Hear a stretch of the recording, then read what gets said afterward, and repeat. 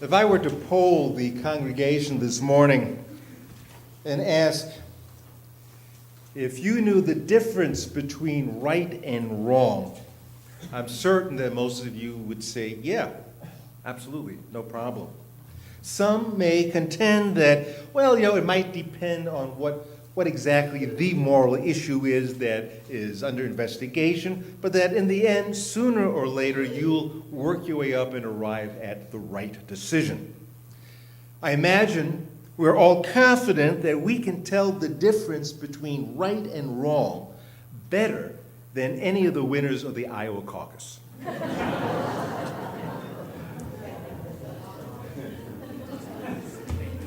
I don't know why I said that.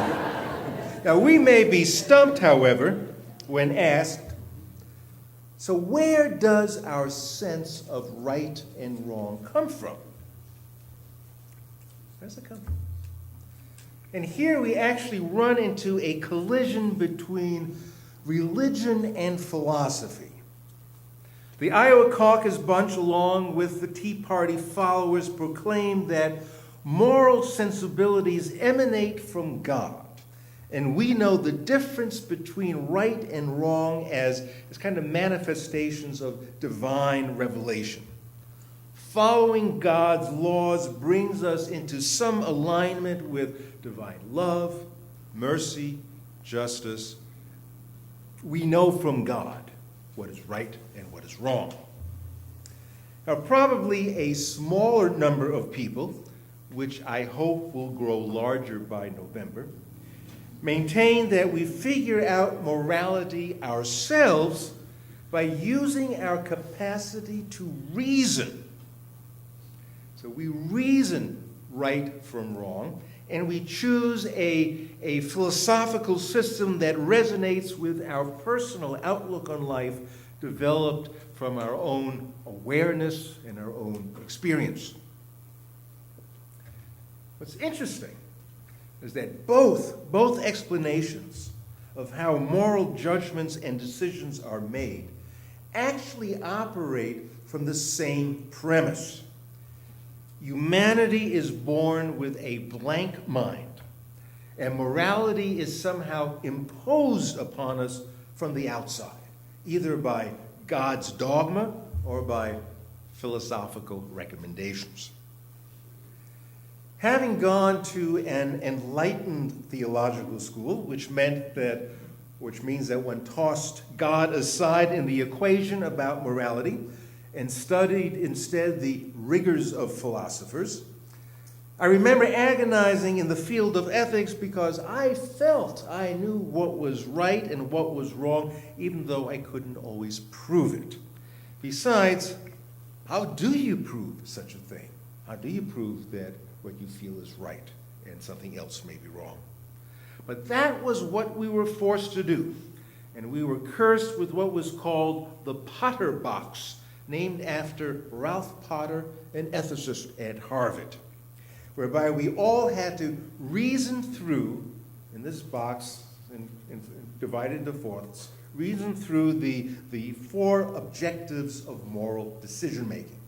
First, we had to gather all the facts in an objective manner. Then, discern your values as to what influences your decisions, be they values of aesthetics, consistency, hard work, nonviolence. What are the values that you bring? Third box, which principles should be emphasized, such as seeking moderation, or are there utilitarian motives? Placing ourselves in the position of the people our decision may influence, which was always kind of my favorite one, and so on and so forth.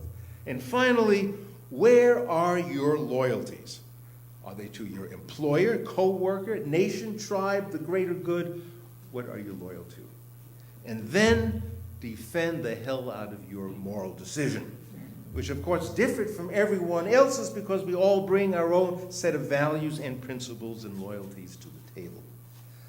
But the point was always made that morality was an exercise in rational thinking.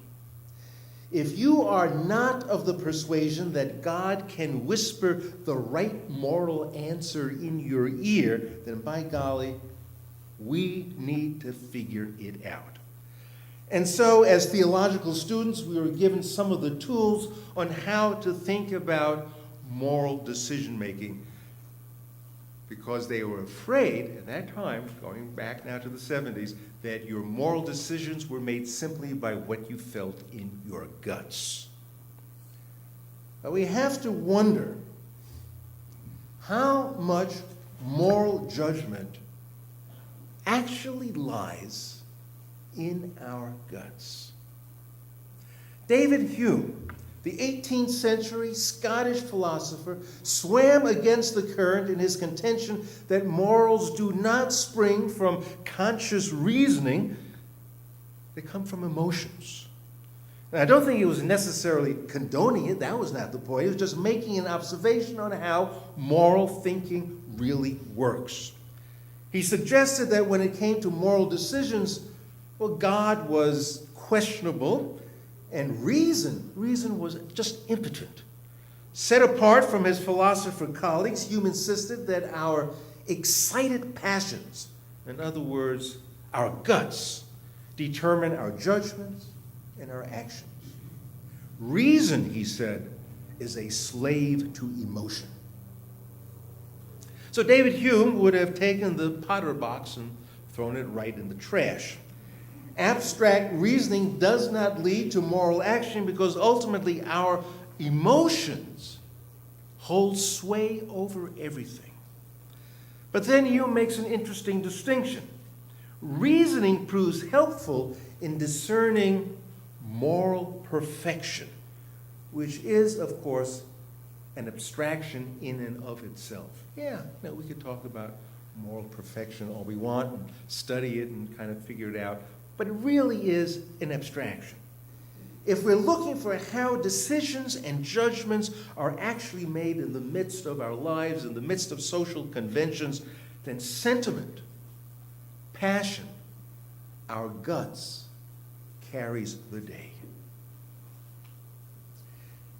Although I prefer to think that we are actually intelligent creatures who can reason our way to leading solidly moral lives, today's research is proving David Hume as not far off the mark.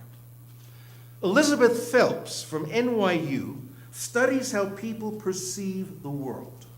Her research has demonstrated that if you ask for donations with the photo and name of one sick child, you're likely to get twice as much money than if you ask for donations with a photo and the names of 8 children. Our minds respond more to the plight of an individual than to the plight of a group.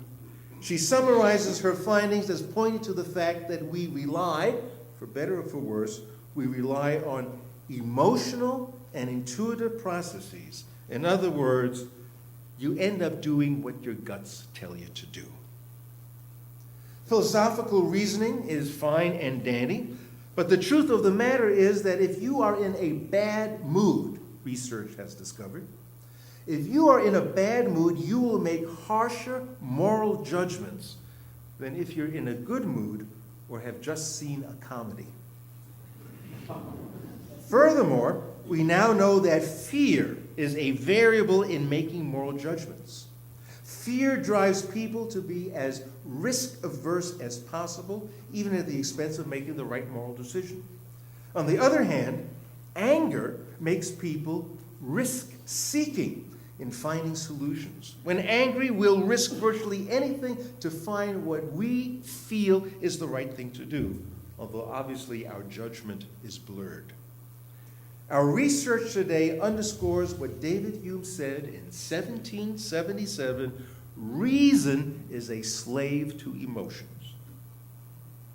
Jonathan Haidt, a psychologist at the University of Virginia, has performed extensive research into emotions holding sway over the ability to reason.